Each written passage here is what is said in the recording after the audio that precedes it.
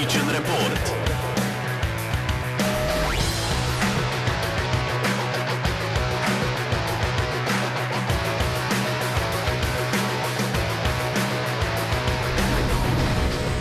Z vami je gostitelj Bojan Požar. Dobrodošli v današnji oddaji Požar report.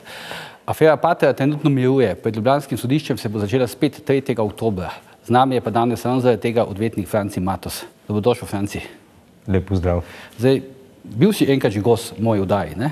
Se spomniš? Ja, mislim, da kakšne 2 leti skoraj. 2 leti, ja. No, in maskerka Urša me je opozorila, ne, da vsakič, ko prideš, dobro, zdaj si drugič, pride zraven nova spremljevalka, ne, ki je Nataša, žal ne bomo videli, ne. Ja. A je to, mislim, fajn občutek, ne? Ja, ni spremljevalka, žena. Ampak pogledaj, ti si se poročil pred kratkim, ne? Mislim, pred nekaj meseci. Že kar nekaj časa. Ja, ampak pogledaj, ti si znan odvetnik, Nataša je tudi relativno znana, ne? Vsaj v mojih krajih, v Mariboru, pa mi povej, ampak uspela ste se pa poročiti tajno, ne? Zdaj, kako je možno v tej državi narediti še nekaj tajnega? Mislim, tudi jaz nisem vedel konec koncev, ne? Kako mi je to uspelo? Zelo enostavno. Zelo enostavno? Ja. Kaj, da benemu ne poveš, kako? Imaš omejen krog gostov in ne razglašaš tega in seveda zadeva je urejena. In zadeva je. No, skratka, da se, ne? Poglej, Franci, takrat, ko si bil gost, mislim, da si takrat bil, kako bi rekel, tako na začetku tvoje odvetniške slave, ne? Če se prav ne motim. Pa, Spenjal si se del v slavi, ne? recimo temu Recimo tako, temu ja. zdaj pa ne, recimo tudi za te afere Patria, pa še nekaterih drugih kejsov nazaj si pa recimo temu na višku slave, ne? Ne rečem, da ne bo še bolj, ampak recimo, da si na višku slave. Lahko tako rečeva. Boljše ti oceniš kot jaz. Ja, ne, vidim, glej, zdaj parkrat, veš, ko se dobiva kje v mestu, pa greva na kavo, ljudje gledajo, ne, te prepoznavajo, ne. Vse odvetnike ne prepoznavajo tako vizualno, tebe pa. Prepoznava nedvomno sem zdaj, ali je to višek ali ni višek, to lažje ocenijo drugi, ne. Ja. Prepoznavnost pa seveda raste, z vsemi primeri raste prepoznavnost, ne. Zdaj, poglej, ta prepoznavnost, no, a je to zdaj koristi ali ne koristi pri posameznih primerih? Težko je reči, odvisno. Zdaj, dajmo reči, da lahko koristi pri tem, da se seveda ljudje prej obrnejo nate, ne? Logično, ker te prej prepoznajo in te sodijo lahko tudi skozi to prepoznavnost, to kvaliteto ali pa nekvaliteto, kakorkoli. Medtem ko pri samih primerih pa mislim, da ne koristi. Da kvečemu škodi. Škodi, kaj to pomeni, da tožilci, pa sodniki, sodnice, ne, večinoma so sodnice, kaj so ljubosumni ali kako? To bi moral njih vprašati, ampak... Če pa odločati moje pravo, ne? To bi mogli njih vprašati, ampak moji občutki so, da včasih škodi, no, da enostavno je že vnaprej nek odpor. To, mislim, podobne občutke imajo recimo vsi ti odvetniki, ki so recimo tako znani kot ti, ne vem, Čeferin, Zdolšek in tako dalje. Z njimi se o tem nisem pogovarjal, tako da bi težko rekel, kakšni so njihovi občutki. In tudi zelo malo primerov imam, da bi bil skupaj z njimi v sodni dvorani, da bi to lahko sam ugotovil, ampak mislim, da je lahko podobno, no. A se tarife odvetniške kaj višajo, recimo z večanjem slave odvetniške? Ali je to odvisno predvsem od tega, ali se zmaga, ali se ne zmaga? Najbolj pomemben je seveda uspeh. Najbolj pomemben uspeh. Stranka seveda ceni samo uspeh in da uspe v zadevi. In tukaj je pač, bi rekel, je ključ vsega, ne. Pa če pogledava recimo nazaj, ne, recimo bokserji lahko rečejo, imel sem recimo 49 mečev, ne, 40 sem zmagal knockoutom, 8 sem, ne vem, sem dobil po točkah, enega sem pa zgubil. A ti recimo lahko tako za nazaj pogledaš pa rečeš, recimo dobil sem, ne vem, 99% pravd ali pa 95, ne vem. To sem bil že večkrat vprašan. To si bil že vprašan, se pravičujem, ja. Pa te statistike enostavno ne delam, pa tudi, če bi zdaj začel, bi rekel, govoriti o tem, koliko uspeš, koliko ne, bi rekli, da se reklamiram, pa... A tudi to je zdaj prepovedano? Tudi hvala lastnega dela je pri nas prepovedana. Aha, to se pravi, ti zdaj v bistvu ne smeš recimo reči, ne vem, v kamero, jaz sem dober odvetnik. Dober sem, ne bom pa več rekel, da sem najboljši. Čeprav se ta kriza s tem kaznovanjem pa to, ne, je minila zdaj, ne, mislim, za odvetniška zbornica vse nisem več zasledil, da bi imeli blazno na piki pa to. To je zdaj, se pravim, tudi v svojih vrstih imaš ljudi, ki jih lahko vodi kakšen drug motiv, ne. pri tem pa mogoče kakšno stvar, ki drugače v drugih primerih sploh ni problematična, pri meni je problematična. To je ta, kaj, slovenska zavist pa to, kako tudi? Lahko tudi, ali pa še kakšni drugi motivi. Tudi pri nas se mogoče pozna, kdo spada v kakšen pol, bi rekli temu. Ja, dobro, politika, ja. No, deva še, zdaj, recimo, pač se bo omenila v Patrii, no, ampak recimo, ker tudi me tam en krp stvari zanima, ampak deva še razreši to tvojo famozno, kako se temu reče, no, togo. Togo, pravosodno togo. No, zadnji sem gledal vdajo Preverjeno. Zadnji teden največ sprašuje. Pa ja, zadnji sem gledal vdajo Preverjeno na Pop TV in so omenili, da je neverjetno, da odvetnik ima drugačno togo, kot vsi ostali odvetniki, nekaj koliko, 3000, kako jih v Sloveniji, ne? 1500 so rekli, ja. Zdaj vsi imajo neko togo, ti imaš pa neko drugačno togo. Mislim, v čem je zdaj finta te toge? V ničemer ni finta. Večkrat rečemo, kadar me to vprašajo v hecu, da je kemična čistilnica naredila svoje, ne? Ja, veš, ti imaš neko svilo, kako, pa je zato bolj svetla. Kaj ti imaš svilo, kako? Dejansko je pa pač toga, ki je narejena iz drugega materijala, zato ker se ocenil, da se lažje nosi, bolje zračna, enostavno boljše se Kaj je pa to, mislim, slovenska toga ali je to kakšen, ne vem, Armani ali Versace? Ne, slovenska toga. Slovenska toga. Narejena pri krojaču. In zakaj se naenkrat ta toga, mislim, je smešen, gre recimo nekaterim tako v nos? Če ne bi bila toga, bi bili čevlji.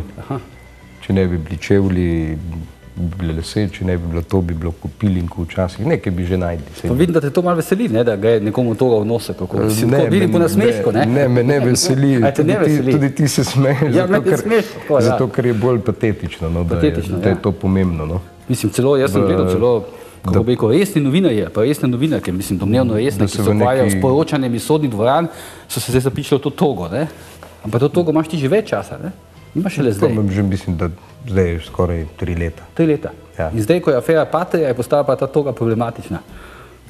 Problematična, kot pravim, problematična za njih, meni pač ni bila problematična, to je enako, kot je bilo problematično lahko to, da se gospod Janša ni usedel takoj med obdolžence, ali pa enako kot, ne vem, problematično to, da je pogledal časopis med obravnavo, enako problematično, kot da smo imeli iPade, vse je bilo problematično. V reporterju, v intervjuju za reporter si rekel, da je za Janšo je ta case vnaprej dobljen. Zate, tudi potem, ko sem bral intervju, po posameznih odgovorih si rekel, da zate več ni nobenega dvoma. To bomo zmagali. Ja, jaz sem prepričan. A ni to malo, ko bi rekel, malo riskantno, da rečeš, ne? Jaz vedno ocenim zadevo na podlagi argumentov, ki so meni znani in ki jih jaz poznam in na podlagi tega, kar seveda sodišču predstavim. Jaz lahko z vso gotovostjo, seveda moje gledanje stvari, z vso gotovostjo trdim, da se zame primer zaključi 3. oktobra. Ukolikor bo sodnica menila drugače, bom videl, ampak zame seveda so dejstva tako močna in argumenti tako močni, da bi 3. oktobra moral končati ta primer. A imaš mogoče pripravljenih več scenarijev, recimo en scenarij za to, da se primer konča 3. oktobra, in recimo drug scenarij, da se pač, ne vem, primer nadaljuje? Nimam, zato ker so, kot sem rekel, ker argumente, ki sem jih sodišču predstavil, so zame tako močni, da jih nihče ne more ubiti in seveda zato rezervnega scenarija ne potrebujem, ker sem prepričan v to, kar govorim. Ko govoriš o argumentih, ki zadevajo recimo kazenski postopek, ali gre za neke vsebinske argumente? Gre predvsem ne samo za postopek, ampak gre predvsem tudi, gre za vsebinske argumente. Namreč, sem dopolnil še, zato ker sem govoril z enim tvojim kolegom, odvetnikom, ki mi je rekel, da vsi taki veliki kejsi, kot je recimo ta Patria, se dobivajo na procesnih zadevah. Običajno. Jaz bi rekel, da je tukaj obratno. Bi rekel, izločitev dokazov ni procesna stvar, ampak izločitev dokazov je stvar dejanskega stanja in presoje vsebine. Če želiš pred sodiščem doseči izločitev dokazov, potem seveda moraš vsebinsko, ne pa procesno, ampak vsebinsko utemeljiti argumente, zakaj nek dokaz ni dopusten.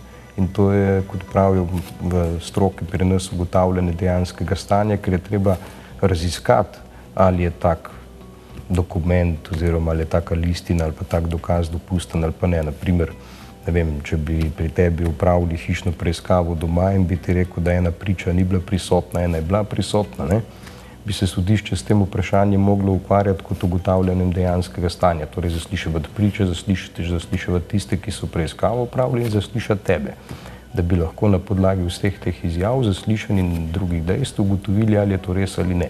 In šele, če bi se ugotovilo, da je to res, potem bi tak dokaz izločili kot nedopusten oziroma vse dokaze, ki bi jih pri tebi našli na hišni preiskavi. Ampak zdaj, vi ste predlagali, obramba je predlagala, če prav razumem, izločanje vseh dokazov, ki so bili zbrani na Finskem, drži? Nekaj treba pojasniti v prvi vrsti dejstvo, da v obtožnem predlogu in v vseh, jaz rečem doskrat tako primeroma, pa zdaj že skoraj blizu 19.000 strani, ne, ker dokumenti so se še nabirali, vseh 19.000 strani oziroma 11.000 listov, zdaj, kolikor jih je, ni dokazov zoper Janeza Janšo v tej zadevi.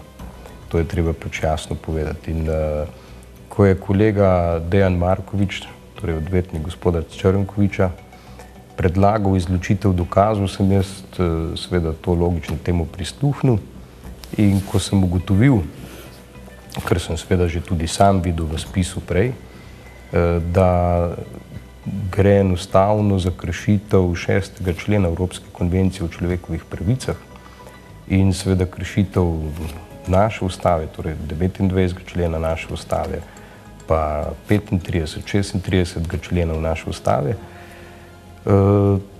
sem seveda se temu predlogu njegovemu pridružil, se seveda na to logično pripravil in zadevo argumentiral. Gre pa, da poenostavim zadevo za tiste, ki to gledajo, gre enostavno za to, da poskušamo dopovedati sodišču in seveda tudi javnosti, da se tukaj ne bojimo nekih dokazov, ki bi gospoda Janšo obremenjevali, ampak da ščitimo enostavno nacionalni interes in slovensko ustavo in istočasno tudi, da želimo in zahtevamo, da se spoštuje Evropska konvencija o človekovih pravicah. Zakaj?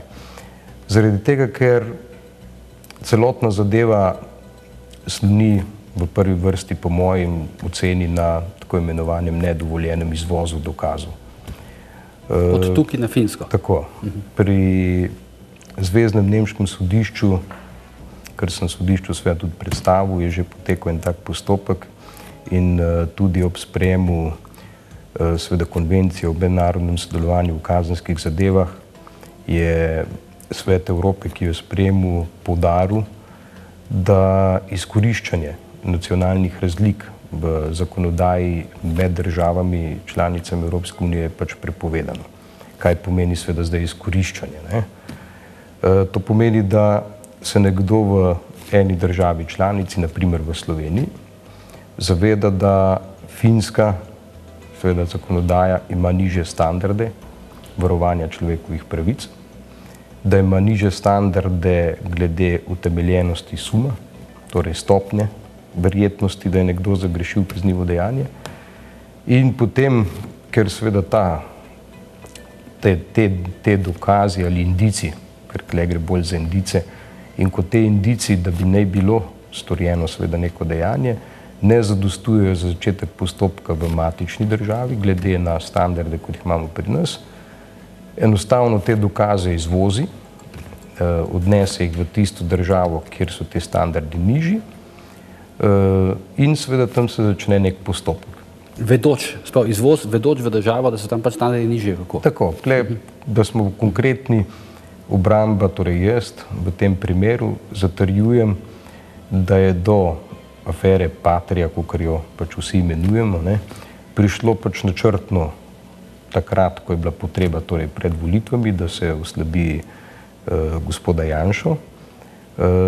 Zadeva, kot je tekla, ti je tudi poznano, ampak tisto, kar pa ni bilo vsem poznano, je pa dejstvo, da je Drago Kost, takrat predsednik protikorupcijske komisije, dejansko pridobil po njegovih navedbah in navedbah, ki so v listinah, prijavo pač politične stranke iz območja, kjer je bila sistemska tehnika, ne, in prijavo seveda tudi ovadbo sistemske tehnike, ki naj bi bila s tem izborom Rotisa oziroma Patria oškodovana.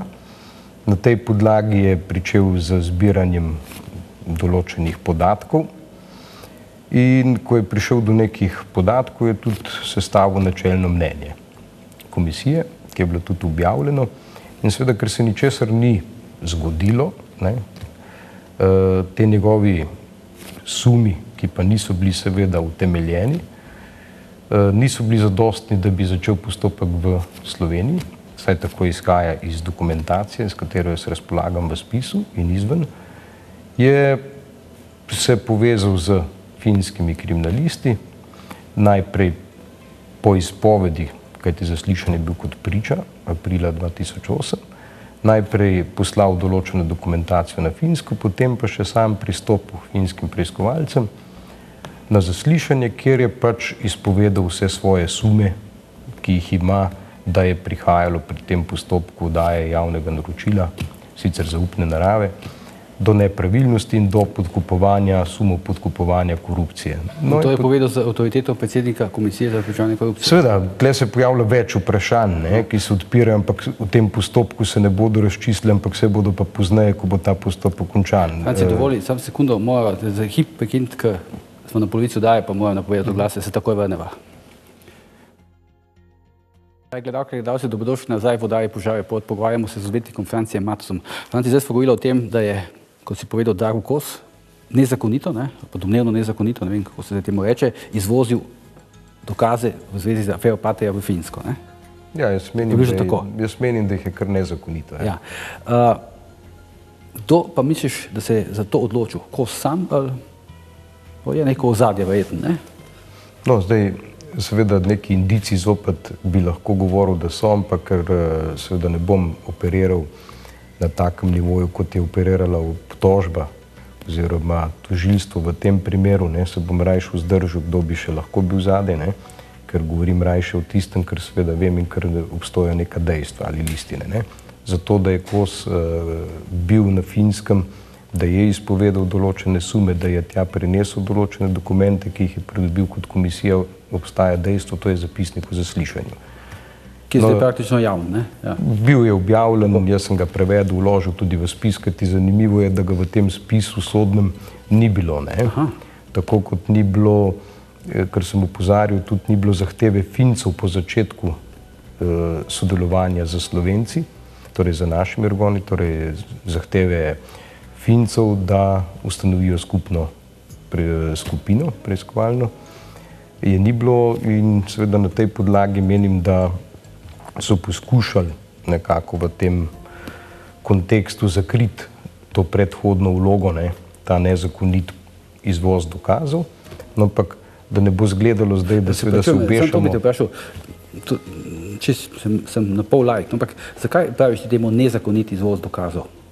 Zato, ker po moji oceni seveda, če je Komisija za preprečevanje korupcije pridobila neke listine ali neka vedenja, neke sume o tem, da bi bilo lahko storjeno neko kaznivo dejanje, ki se preganja po uradni dolžnosti, je seveda glede na zakon jasno, da mora zakon o preprečevanju korupcije, ki je takrat veljal, mora seveda te dokaze nemudoma posredovati organom pregona v Republiki Sloveniji, torej policiji ali tožilstvu, odstopiti iz spisa in iz vedenja, kar ga imam do sedaj, to ne izhaja, da bi to storil. Kaj iz tega izpisa izhaja, da je potem kaj, poklical neke Fince, finske policijo? Iz tega spisa izhaja, iz spisa ne izhaja ničesar, izhaja pa iz tega zapisnika o zaslišanju, da je pač te dokaze prenesel na Finsko in tam izpovedal vse te zadeve. Zdaj, tožilstvo pa v spisu, seveda v celotnem opisu dogajanja, pa nikjer ne omenja gospoda Kosa, da bi karkoli že prej nekdo naznanil, ampak imajo kot začetek postopka v Sloveniji, označujejo dejstvo, da so pač finski organi zahtevali, ne, poslali dokumentacijo, iz katere izhajajo nek sum in zahtevali mednarodno sodelovanje, torej ustanovitev skupine. To se pravi cel nek sklop, ne? Bom rekel, celo neko časovno obdobje, kaj manjka, kako? Tako ja. Mislim, da manjka kar eno leto. Eno leto? tako po moji oceni, ne, manjka tisto leto, ko so se te zadeve dogajale, še prej je bila tista znana vdaja finske televizije in tako vse to se je dogajalo zaporedoma. Ne.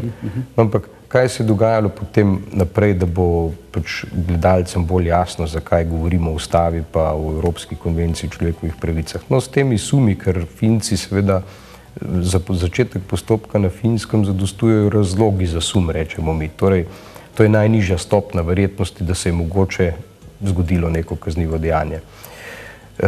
In seveda, ko so oni te razloge dobili od gospoda Kosa, so prišli takoj naprej in so na Finskem pač vzeli prostost, bom rekel, osebam zaposlenim v Patriji, gre za pač upravo Patrije. No in so jih pač tudi potem pozneje priprli, zasliševali, še prej pa opravili hišno preiskavo. Vse to, kar zdaj praviš, je posledica pričevanja Kosa? V veliki meri, vsaj kolikor izhaja iz dokumentacije, ki je v spisu. In seveda potem, ko so opravili to hišno preiskavo, zasegli določena elektronska sporočila iz računalnikov in serverjev, so pač prišli do nekih indicov, da bi res lahko bilo storjeno kakšno kaznivo dejanje. No, problematično je to, da seveda pri njih se hišna preiskava lahko opravi, ne da bi imeli utemeljene razloge za sum. Zadostujejo že sem razloge. To je v bistvu fascinantno spoznanje. Zadostuje, seveda, hišna preiskava se lahko opravi tako, da jo odredi kriminalist. Torej policist, brez odredbe sodišča. Pa država članica EU. Tako, dejstvo je, da se lahko poseže v pisemske pošiljke, pa v elektronska sporočila, brez odredbe sodišča. In v tem primeru seveda je bilo vse to storjeno. In zanimivo je prav dejstvo, da še poleg vsega tega, da Finska tudi pri zasliševanju teh prvih osumljencev nima seveda obveznosti, da pouči osumljenca, da ni ničesar dolžen izjaviti zoper sebe. To pomeni, nima tako imenovane pravice do molka, ki je pa v 6. členu Evropske konvencije o človekovih pravicah zapisana oziroma je zapisana tudi v naši ustavi. In vse to je potem takem pri nas kaj? Nezakonito? Kako? Ne, temu ne rečemo, da je nezakonito, zato ker dokazi, ki so bili zbrani na Finskem, skladni z njihovo nacionalno zakonodajo, so zakoniti, kajti spoštovali so njihov pravni red, vendar pa seveda so pri nas nedovoljeni, zaradi tega, ker jih tukaj ne smemo uporabiti, ker bi s tem kršili ustavo oziroma 6. člen Evropske konvencije o človekovih pravicah. In kaj zdaj razmišlja sodišče?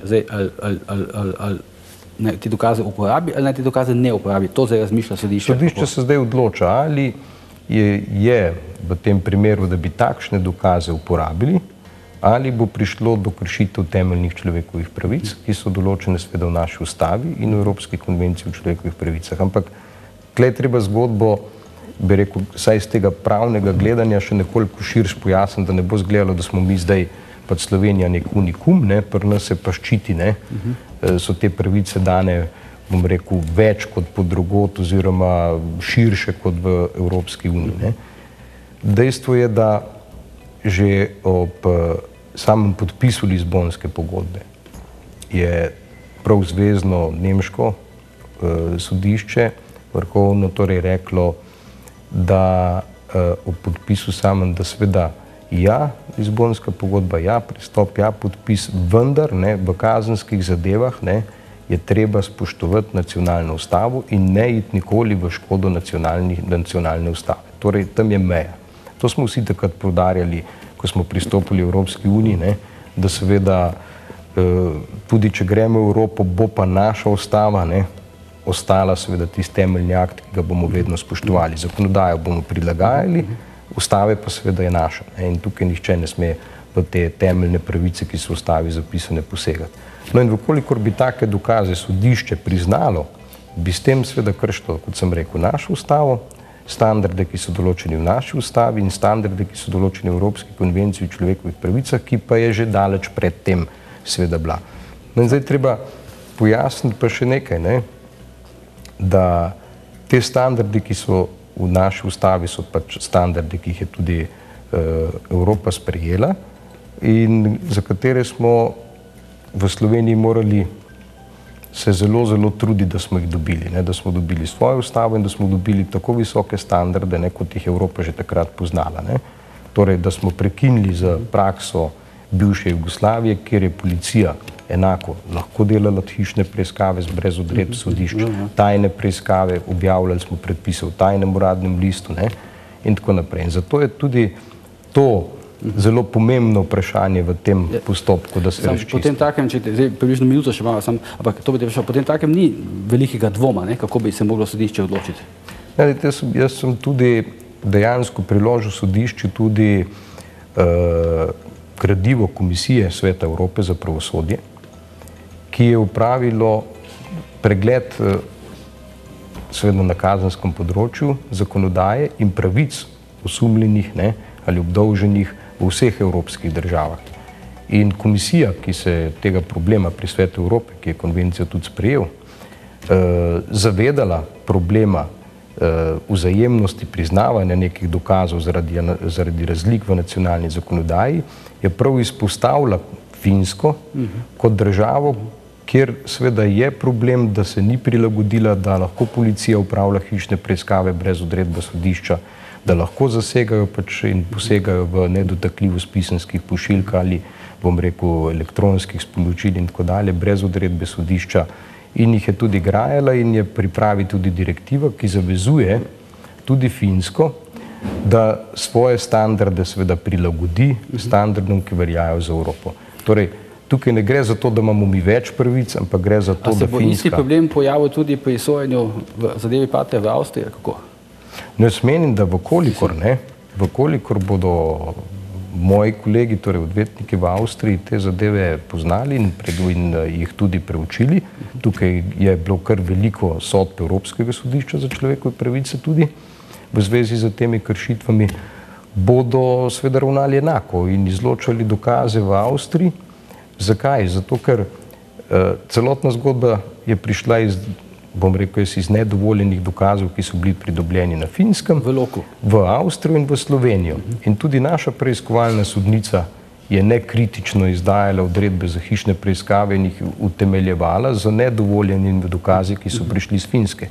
Tukaj seveda je prvo žogico treba avtomatsko dati tožilki, ki je takrat to zadevo vodila. Torej gre za gospo Hrastarjevo, ne? Kajti ne bom rekel, da je to vedela, pa da je to namenoma počela, ne? Ampak ko je zaprosilo prišlo iz Finske, seveda, bi morali takrat kritično oceniti te dokaze, jih seveda ugotoviti, da jih ne morejo uporabiti zato, ker so prišli s kršenjem seveda temeljnih človekovih pravic iz naše ustave in tako sodelovanje zavrniti.